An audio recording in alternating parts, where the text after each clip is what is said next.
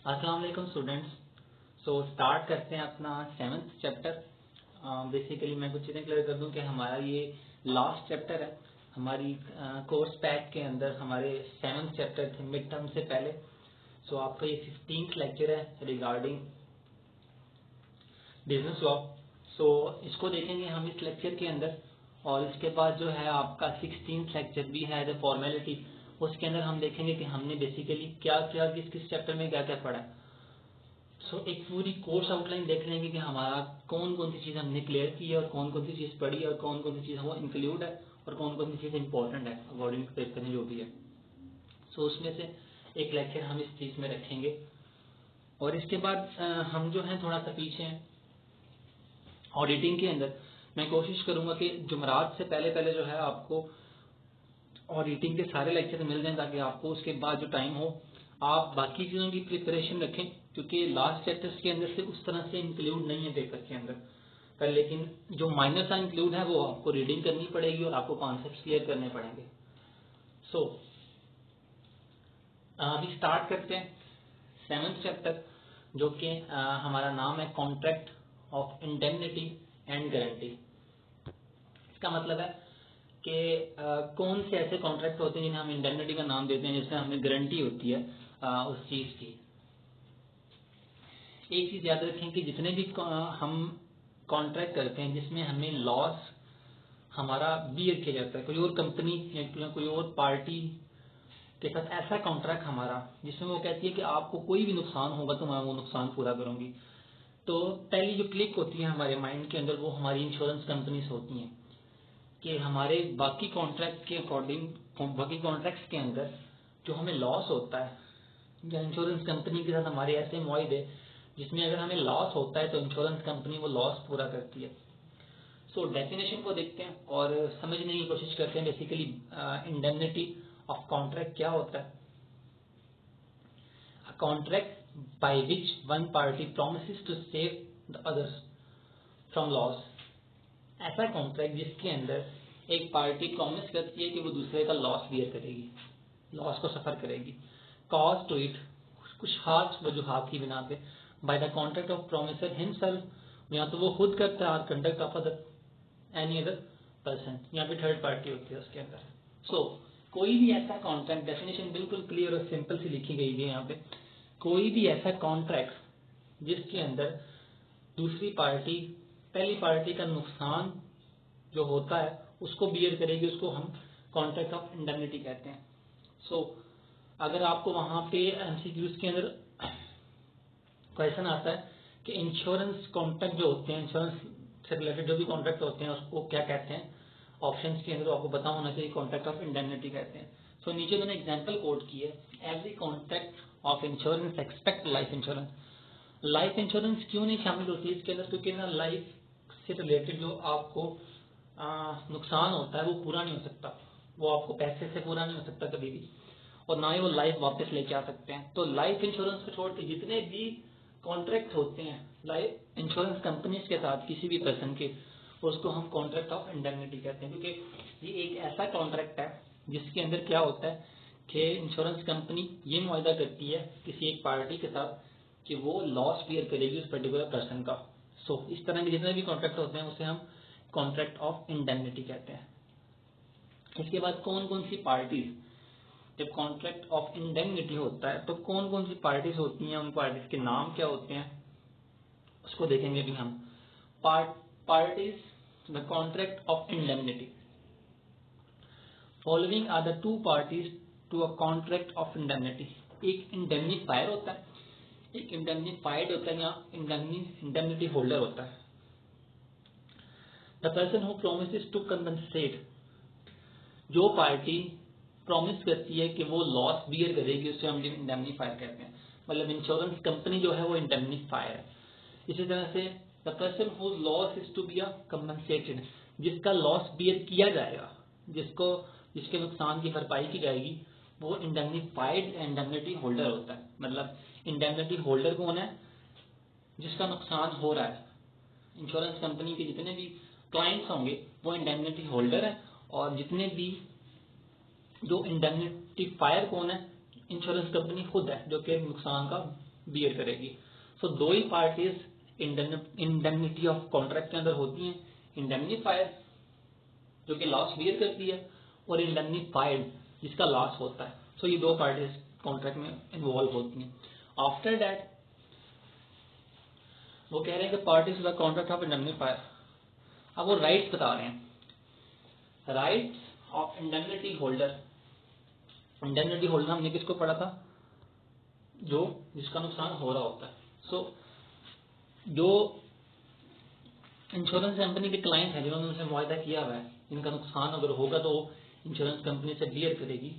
तो उसके राइट्स क्या है, damages. Indemnified is entitled to recover all damages. Insurance जहां भी इंडेमनीफाइड का वर्ड आएगा हम उसे इंश्योरेंस कंपनी लेंगे। इंश्योरेंस कंपनी जो है वो सारे डैमेजेस पूरे करेगी which he may be compelled to pay initial any suit in respect of any matter to which contract of indemnity applies. अब जब भी आप कॉन्ट्रैक्ट करते हो तो कॉन्ट्रैक्ट करते हुए, इस तरह का कॉन्ट्रैक्ट करते हुए इंश्योरेंस कंपनी के साथ, तो आप कुछ जो है हेडिंग्स लिख लेते हो कि इस वजह से अगर नुकसान होता है, इस रीजन की वजह से अगर वो ये चीज होती है तो मैं इसका लॉस बियर करूंगा। इसको हम कहते हैं डैमेजेस। मतलब डैमेजेस कौन कौन से होंगे, जो भी कॉन्ट्रैक्ट के अंदर लिखे गए होंगे वही डैमेज जो इंडेमनीफाइड है वो बियर करेगा। इसके अलावा कोई ऐसा नुकसान होता है जो उस कॉन्ट्रैक्ट में नहीं लिखा हुआ तो उससे बियर नहीं करेंगे। तो डैमेजेस का मतलब क्या, सारे वो डैमेजेस जो कि कॉन्ट्रैक्ट के अंदर लिखे हुए हैं सिर्फ वही जो इंश्योरेंस कंपनी है वो बियर करेगी, इसके अलावा नहीं। Cost, he can recover all cost reasonable incurred by which defining और ब्रिंगिंग सच सूट। वो कॉस्ट का भी सेम कह रहे हैं कि वो ही कॉस्ट बियर की जाएगी, वही कॉस्ट दी जाएगी जो कि कॉन्ट्रैक्ट के अंदर लिखी गई है। Sum paid under compromise. Indemnity holder जो इंश्योरेंस का क्लाइंट होता है, indemnity holder can recover all sums. वो सारे पैसे ले सकता है which he may have paid in the terms of compromise of any such suit. अब वो कह रहे हैं कि वो दो तरह से पेमेंट ले सकता है। इसका राइट है कि वो दो तरह से पेमेंट ले सकता है। एक ले सकता है लमसम अमाउंट, कि एक जितनी भी अमाउंट बनती है, उसको 2 लाख 3 लाख का नुकसान हुआ है, वो लमसम में ले सकता है, या फिर वो इन टर्म ऑफ इंस्टॉलमेंट्स ले सकता है, या फिर वो इंस्टॉलमेंट्स की फॉर्म बना के उसके अंदर फॉर्म में पैसे ले सकता है। तो ये उसका राइट है इंडेमनिटी होल्डर का कि वो किस तरह से ले। अब इंडेमनीफायर का राइट क्या होता है, इसका मेन एक राइट होता है, यहाँ पे लिखा गया right of indemnifier are also explained in the act. Act में बताया गया है however he enjoys the same rights as a promisor। so जितने राइट हमने उसके लिए देखे हैं सेम राइट अप्लाई होते हैं इंडेमनीफायर के अंदर, ठीक है। सिर्फ हमें वो बस उसको पता होना चाहिए कि लॉस, जितने भी लॉस है वो इंडेमनीफायर वही लॉस बियर करेगा जो कि किसकी तरफ से हुए हैं, जो कि कॉन्ट्रैक्ट के अंदर लिखे गए हैं, वही कॉस्ट को बियर करेगा जो कि कॉन्ट्रैक्ट के अंदर मेंशन की गई हुई है। और वो लमसम अमाउंट भी दे सकता है इंडेमनीफाइड को, और या फिर किस तरह फॉर्म में दे सकता है, किस्तों की फॉर्म में। ये दो तरह से वो उसको पेमेंट कर सकता है। उसके बाद है contract of guarantee. A contract of guarantee is a contract to perform the promise और डिस्चार्ज आर वैलिड। अब वो क्या कह रहे हैं कि कॉन्ट्रैक्ट ऑफ गारंटी ये लेटेस्ट टॉपिक है। इसमें क्या होता है कि बेसिकली आपको एक तरह से इस कॉन्ट्रैक्ट को कॉन्ट्रैक्ट ऑफ गारंटी क्यों कहते हैं, क्योंकि बेसिकली आपको एक गारंटी दी जा रही होती है। आपको एक बताया ये गारंटी दी जा रही होती है कि अगर आपको ये लॉस होता है तो हम लोग बियर करेंगे। A contract of guarantee is a contract to perform the promiser और discharge ability of third person in case of his default. Simple सा कॉन्ट्रैक्ट है कि अगर हम आपको गारंटी दे रहे हैं, अगर आप डिफॉल्टर होते हो, अगर आपको कोई नुकसान होता है तो ये पार्टी आपका नुकसान पूरा करेगी। एग्जाम्पल देखते हैं यहाँ पे कॉन्ट्रैक्ट ऑफ गारंटी की। Hamza request Imran to lend. Hamza 1 lakh के लिए लैंडिंग का बोल रहा है उसे। Gulzar and undertakes that is Gulzar fails to repay on loan. अब वो उसको जो उसने 1 लाख रुपए उधार लिया वो उसको पे नहीं दे पाता। हमजा shall pay it for them, there is a contract of guarantee.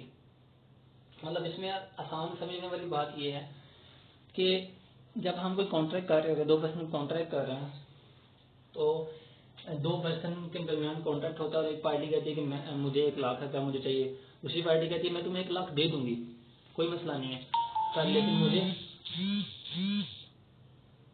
क्या चाहिए, मुझे गारंटी चाहिए कि ये 1 लाख रुपया मुझे पे होगा और मुझे ये पे होना चाहिए। तो वो एक थर्ड पार्टी लेके आता है और उसकी गारंटी ऐड करवाता है। तो वो कहता है कि अगर मैंने पैसे ना दिए तो ये वाला बंदा पैसे देगा, और वो बंदा कहता है कि हाँ मैं दूंगा पैसे। तो इसको कहते हैं कॉन्ट्रैक्ट ऑफ गारंटी, मतलब जिसमें कोई ना कोई गारंटी इन्वॉल्व होती है कि अगर ये वाली पार्टी पैसे नहीं देगी तो दूसरी पार्टी देगी। इसको हम कॉन्ट्रैक्ट ऑफ गारंटी कहते हैं। बिल्कुल सिंपल सा है।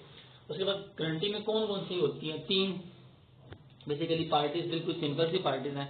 The person who gives the guarantee is called surety. एक क्रेडिटर है, डेटर है, एक उधार दे रहा है और एक उधार ले रहा है। इसके बाद थर्ड पार्टी जो आपको बता रहे हैं वो गारंटी पार्टी है, जो कि अगर इन दोनों के दरमियान में कोई मसला होता है तो वो पार्टी क्या करेगी, इनका मसला सॉल्व करवाने के लिए जो उसने गारंटी दी है उसकी पेमेंट करेगी। Surety, the person who gives the guarantee is called surety. वो पार्टी जो कि गारंटी दे रही है उसको श्योरिटी पार्टी कहते हैं। A person to whom the guarantee, जिसके लिए गारंटी दी जा रही है उसको हम क्रेडिटर कहते हैं। The person is expect to whom default the guarantee. अब जो उधार दे रहा है या जिसको नुकसान हो रहा है उसके पैसे ना मिलने की वजह से, क्रेडिटर की तरफ से पैसे ना मिलने की वजह से, उसको हम कहते हैं प्रिंसिपल डेटर। तो उसकी नुकसान को पूरा कौन करेगा, श्योरिटी पार्टी या गारंटी पार्टी। सो ये 3 पार्टीज किसी भी कॉन्ट्रैक्ट ऑफ गारंटी के अंदर इन्वॉल्व होती हैं। श्योरिटी पार्टी जो गारंटी दे रही होती है, क्रेडिटर जो उधार ले रहा होता है और जिसकी गारंटी श्योरिटी पार्टी दे रही होती है, प्रिंसिपल डेटर जो कि उधार, बेसिकली वो क्रेडिटर उधार ले रहा होता है और डेटर को उधार दे रहा होता है जो कि गारंटी लेता है श्योरिटी पार्टी की कि अगर क्रेडिटर ने पैसा ना दिए तो वो श्योरिटी पार्टी देगी। बिल्कुल सिंपल से कॉन्सेप्ट है, इसके अंदर नॉर्मल रूटीन के। Essential of contract of guarantee, जब भी आप कॉन्ट्रैक्ट ऑफ गारंटी करते हो तो कौन कौन सी चीजें लाजमी हैं जो उसके अंदर होनी चाहिए। Not necessary to be writing, लाजमी नहीं कि इसको लिखा जाए। It is not necessary that the contract should be in writing, it may be either oral written और एक्सप्रेस और इम्प्लाइड। नॉर्मल कॉन्ट्रैक्ट हो सकता है, एक्सप्रेस हो सकता है, लिख भी सकते हैं और जुबानी गुलामी भी कर सकते हैं, पर लेकिन हमेशा हमने पीछे जो एसेंशियल्स के अंदर पढ़ा है वो ये चीज है कि लिख लेना ज्यादा बेटर होता है एज कम्पेयर टू ओरल। तो हमें कोई भी कॉन्ट्रैक्ट कभी करना हो, कोई भी कॉन्ट्रैक्ट बनाना हो तो हमारे लिए उसको स्ट्रॉन्ग करने के लिए ये बेटर है कि हम उसे रिटर्न कर लें। No misrepresentation, there should not be any misrepresentation of creditor. कोई इस तरह की चीज नहीं होनी चाहिए कि झूठ बोला जाए, ये चीजें नहीं होनी चाहिए। For example X gives guarantee of Y, X जो है वाई की गारंटी दे रहा है to a shopkeeper who is providing Y his fridge. X guarantor है जो वाई की गारंटी दे रहा है।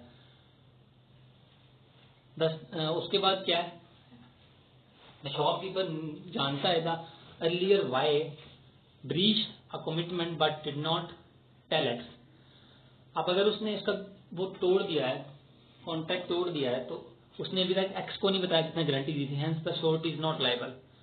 तो आपकी जिम्मेदारी है, जिसका जो 2 पार्टीज कॉन्ट्रैक्ट कर रही हैं, एक पार्टी वाई है, शॉपकीपर को वो गारंटी दे रही है किसकी, एक्स की। तो जैसे ही कॉन्ट्रैक्ट टूटता है तो इनकी जिम्मेदारी बनती है, जो शॉपकीपर है, शॉपकीपर का बताना बनता है कि इसको एक्स जो गारंटी जिसकी गारंटी दी जा रही थी उसको एक्स को बताना बनता है कि ये उसने लॉ तोड़ दिया, इसने कॉन्ट्रैक्ट तोड़ दिया, सो इसके लिए मुझे नुकसान हुआ है और आप मुझे इसके नुकसान की भरपाई करें, उससे पैसे लेकर दें। Second contract, secondary contract. In case of contract of guarantee, there is a primary contract that is between the creditor and debtor. पहला कॉन्ट्रैक्ट इनके दरमियान होता है where the debtor has the liability to pay, liability उसने पे करना होता है, but there is a secondary between the surety and, पहले कॉन्ट्रैक्ट क्या है कि वो उसे 1 लाख रुपए देगा, उसके बाद कॉन्ट्रैक्ट क्या है कि वो वापस करेगा और अगर नहीं करेगा तो श्योरिटी पार्टी देगी। But there is a secondary between the surety and the creditor, that is debtor will pay liability, then surety will pay।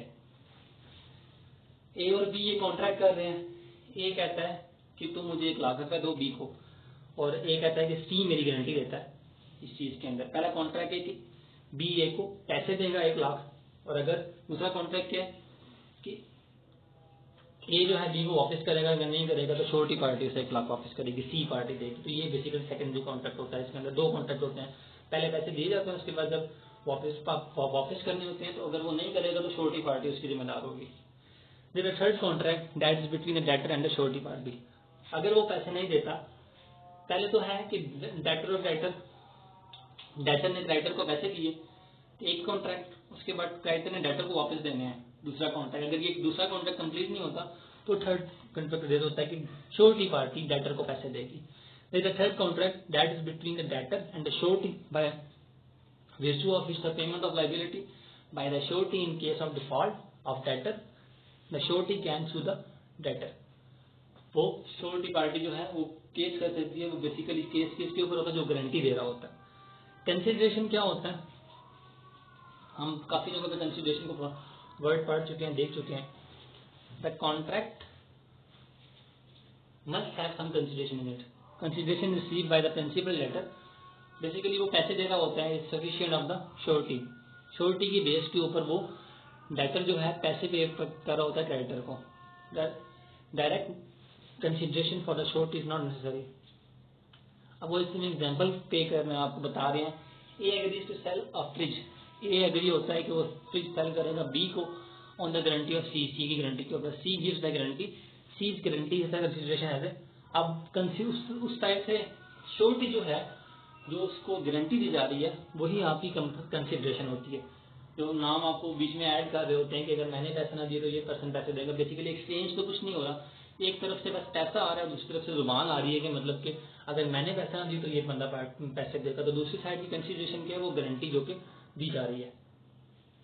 2 तरह की गारंटी होती है, एक होती है specific guarantee, a guarantee which applies to single specific debt, जो किसी एक खास चीज के लिए दी जाती है, किसी खास कर्जे के लिए दी जाती है, उसे हम कहते हैं स्पेसिफिक और ऑर्डिनरी गारंटी। इसके बाद कंटिन्यूइंग गारंटी क्या होती है, guarantee that x tends the series of transaction, कि जब भी ट्रांजेक्शन होगी, जब भी ये ट्रांजेक्शन करेगा तो इसकी गारंटी मेरी है कि मतलब आप इससे कारोबार करो, अगर ये कोई ऊपर नीचे करता है, आपको पैसा पेमेंट नहीं करता तो आप मेरे साथ आके पैसे लोगे, ये गारंटी है मेरी कि इसके साथ जो भी कॉन्ट्रैक्ट करोगे आप मेरे छोटे भाई के साथ, अगर ये पेमेंट नहीं करता या कोई डिफॉल्टर होता तो आप मेरे से पेमेंट ले सकते हैं। इसको हम कहते हैं कंटिन्यूइंग गारंटी। इसके बाद हमारा जो मेन टॉपिक स्टार्ट होता है वो है liability of surety. Liability of surety is equal to that principal letter unless is otherwise provided by a contract. Liability of surety, अब एक श्योरिटी देनी होती है, वो किसके इक्वल होती है, प्रिंसिपल लेटर। प्रिंसिपल लेटर ने श्योरिटी गारंटी से पैसे लेने होते हैं, और इसके अंदर वो उन्होंने पॉइंट से फाइन किए, में आपको ज्यादा समझ आ जाएगी कि किस तरह की श्योरिटी होती है, किस तरह की गारंटी होती है। Discharge of liability of surety, कैसे ये खत्म होती है। एक तो है revocation of guarantee, once the creditor has given the loan, जब उसको लोन दे दिया जाता है, a specific guarantee can not be revoked. अब आपकी गारंटी खत्म नहीं होती वहां पे, बट अ कंटिन्यू गारंटी में at any time continue guarantee खत्म हो जाती है। अब क्या है कि जब तक वो पैसे नहीं देता, ए ने बी को पैसे दिए हैं और सी ने बी के लिए गारंटी ली है सी ने, जब तक उसने पेमेंट नहीं करनी 1 मंथ के अंदर, तो ये गारंटी उसके लिए रहेगी, वो ये गारंटी चलती रहेगी। जिस फ्यूचर डेट का उसने कहा हुआ है कि मैं ठीक मई के इस डेट को आपको पैसे दे दूंगा, तो उस टाइम तक उसकी गारंटी रहेगी। जब तक वो नहीं देता तब तक इसकी गारंटी खत्म नहीं होगी, रिवोक नहीं होगी। और नोटिस भी दिया जाता है बेसिकली कि जब आप करते हो उसको, जब वो खत्म हो जाती है तो उसके लिए नोटिस दिया जाता है कि ये हो चुकी हुई है। Revocation in case of death of surety, अब इसकी श्योरिटी दी गई है, तो श्योरिटी दे रहा है, अगर उसकी डेथ हो जाती है तो फिर क्या होता है।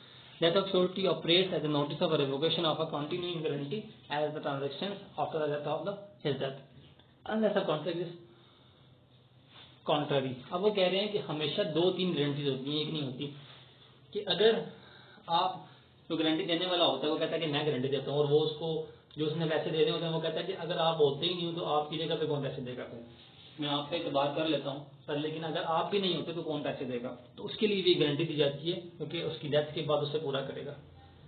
Change in term of contract without consent of surety, अगर आप श्योरिटी को बताया, श्योरिटी पार्टी और जैसे बताया बगैर कुछ चेंज करते हैं तो उसमें क्या होता है, if any change is made without a surety consent in the term of the contract between the principal letter and the creditor, discharge of surety as a transaction subsequent to the change.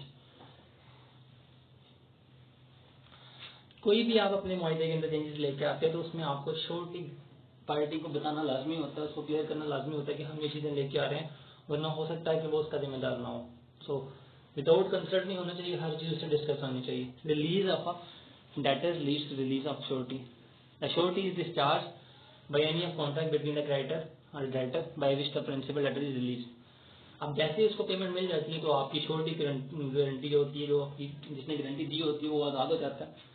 इसकी आज़ादी सिर्फ एक ही बंदे पर depend कर रही होती है जिसने पैसे लेने होते हैं, कि वो कह दे कि ठीक है मैंने पैसे ले लिए या मैं पैसे नहीं लूंगा, आपकी गारंटी खत्म हो गई है, या फिर जिस तरह से उसको रिलीज करना होता है। जैसे ही वो डेटर रिलीज हो जाएगा तो श्योरिटी गारंटी पर रिलीज हो जाएगी। उसके बाद लास्ट स्लाइड है, लास्ट पॉइंट है आपके, जो लास्ट 3 पॉइंट्स हैं। Discharge of principal debtors. If debtor is discharge by any act of omission, वो यहाँ डेटर जो है भूल जाता है तो subsequent the obligation of surety shall not be discharge. अगर डेटर कोई चीज भूल जाता है जिसने पैसे लेने हैं, इसका मतलब ये नहीं है कि जिसने गारंटी दी है उसकी जिम्मेदारी भी खत्म हो जाती है। उसकी जिम्मेदारी अपनी जगह पे ही होती है, उसने अपनी जिम्मेदारी पूरी करनी होती है। उसकी जिम्मेदारी क्या है कि अगर उसको पैसे नहीं दिए जा रहे, उसे बताया जाए कि इस पर्टिकुलर डेट को उसने पैसे लेने थे और मैं उसकी श्योरिटी गारंटी हूँ, अगर वो पैसे नहीं देता तो मैं उसको पैसे दूंगा। एग्जाम्पल दी हुई है उन्होंने, बिल्कुल सिंपल सी एग्जाम्पल है, इसको रीड आउट कर लीजिएगा। उसके बाद loss of security. In the creditor losses any security, अगर क्रेडिटर जो है जिसने पैसे लिए हुए हैं उसको लॉस होता है, he has against the principal debtor, the surety is discharge at the extent of value of the security. Basically security जो है वो आपका नाम ही है जो आपने श्योरिटी के तौर पर उसे दी हुई है। Free consent of surety, contract guarantee is invalid if the consent of surety is not free। आपको फ्री कॉन्सेंट होके आपको पूरा का पूरा जो कॉन्ट्रैक्ट होता है दो पार्टीज के दरमियान, डेटर और क्रेडिटर के दरमियान, वो आपको फ्री कॉन्सेंट होके श्योरिटी के साथ डिस्कस करना चाहिए। और अगर श्योरिटी गारंटी उसके बाद रजामंद है, उसके बाद वो एग्री है, उसके बाद वो कहती है कि ठीक है मैं इस चीज की गारंटी देती हूँ विदाउट किसी बर्डन के, विदाउट किसी फोर्स के, मैं इसकी गारंटी देने के लिए तैयार हूँ। तो इसमें हम जो लास्ट पॉइंट में देख रहे हैं वो कह रहा है कि श्योरिटी गारंटी का फ्री कॉन्सेंट होना लाजमी है। सो एक दफा रिवाइज करते हैं। बेसिकली हमारा चैप्टर खत्म हो गया। बेसिकली हमने पढ़ा क्या इसके अंदर। सबसे पहले जो हम चैप्टर पढ़ रहे हैं वो है contract of indemnity and guarantee. उसके बाद जो है हमने डेफिनेशन देखी है, जितने भी इंश्योरेंस कंपनीज के कॉन्ट्रैक्ट होते हैं उसको हम बेसिकली इंडेमनिटी ऑफ कॉन्ट्रैक्ट का नाम देते हैं। देन दो पार्टीज हमने देखी है, इसमें दो पार्टीज होती हैं, एक जो लॉस बियर करती है, कंपनसेट करती है, उसको हम इंडेमनीफायर कहते हैं, और उसके बाद एक पार्टी होती है जिसको लॉस होता है, उसको हम इंडेमनीफाइड कहते हैं। आफ्टर दैट क्या क्या राइट्स होते हैं इंडेमनिटी के, दोनों के सेम होते हैं। डैमेजेस जो भी डैमेजेस होंगे वो बताए जाएंगे अकॉर्डिंग टू लॉ, और उसको डिस्कस किया जाएगा, उसको ही कंपनसेट किया जाएगा। कॉस्ट वही कॉस्ट बियर की जाएगी जो लॉ के अंदर लिखी हुई है। पैसे जो हैं आपको दो तरह से मिल सकते हैं, लमसम अमाउंट दी जा सकती है, लमसम अमाउंट की विदाउट और क्या दिया जा सकता है आपको, इंस्टॉलमेंट की फॉर्म में पेमेंट की जा सकती है जो भी आपका नुकसान हुआ। उसके बाद राइट्स वही है इंडेमनीफायर के भी। उसके बाद हमने देखा कॉन्ट्रैक्ट ऑफ गारंटी क्या होता है। कॉन्ट्रैक्ट ऑफ गारंटी बेसिकली ऐसा कॉन्ट्रैक्ट होता है जिसमें दो पार्टीज इन्वॉल्व होती हैं और एक थर्ड पार्टी आ जाती है जो कि एक पार्टी की गारंटी दे रही होती है कि अगर इसने पैसा नहीं दिए तो मैं इस जगह पैसे दूंगी। इसमें हम क्या कहते हैं, कॉन्ट्रैक्ट ऑफ गारंटी। 3 पार्टीज होती हैं इसके अंदर जो हमने देखी हैं। एक श्योरिटी जो कि गारंटी दे रही होती है, क्रेडिटर जो पैसे ले रही होती है, डेटर जो पैसे दे रही होती है। अगर क्रेडिटर ने क्रेडिटर को पैसे नहीं दिए तो वो जिसने गारंटी दी है श्योरिटी वो उससे पैसे देंगे। कुछ चीज़ें लाजमी होती हैं, ये रिटर्न हो जाए तो ज़्यादा बेहतर होता है, वरना किसी भी तरह का हो सकता है। कोई मिसरिप्रेजेंटेशन नहीं होनी चाहिए। गारंटी पार्टी को हर चीज़ क्लियर करनी है, बतानी है। सेकेंडरी कॉन्ट्रैक्ट, पहला कॉन्ट्रैक्ट पैसे दिए जाते हैं, उसके बाद वापस देने होते हैं। अगर वापस नहीं होते तो थर्ड कॉन्ट्रैक्ट होता है जो श्योरिटी गारंटी में पैसे देने होते हैं। कंसिडरेशन एक तरफ से तो पैसे दिए जा रहे होते हैं, दूसरी तरफ से गारंटी दी जा रही होती है जो कि कंसिडरेशन की फॉर्म में होती है। दो तरह की गारंटी होती है, एक स्पेसिफिक गारंटी होती है जिसके अंदर एक खास अमाउंट के पैसे के लिए गारंटी दी जाती है, और एक कंटिन्यूस जो कि जारी रहती है डिफरेंट टाइम्स के अंदर। ओके स्टूडेंट, अजान हो रही है तो आप ये बाकी जो रह गया है उसको देख लीजिएगा, उसको पढ़ लीजिएगा। होप्स हो कि आपको ये समझ आ गया होगा। अगर अभी भी कुछ प्रॉब्लम है, कोई क्वेश्चन है, तो आप फ्रीली कंसल्ट कर सकते हैं, आप क्वेश्चन कर सकते हैं। बेसिकली कोशिश करें अपनी प्रिपरेशन जो है कॉन्सेप्ट के अकॉर्डिंग करें। बार बार एक ही बात दोहराई जा रही है, एक ही बात बताई जा रही है, ताकि आप जो है अपने कॉन्सेप्ट को क्लियर करके पेपर अच्छे से दे सको। बिल्कुल सिंपल सा है कि इंडेमनिफाइड कौन होता है, इस तरह के ही एमसीक्यूज आएंगे।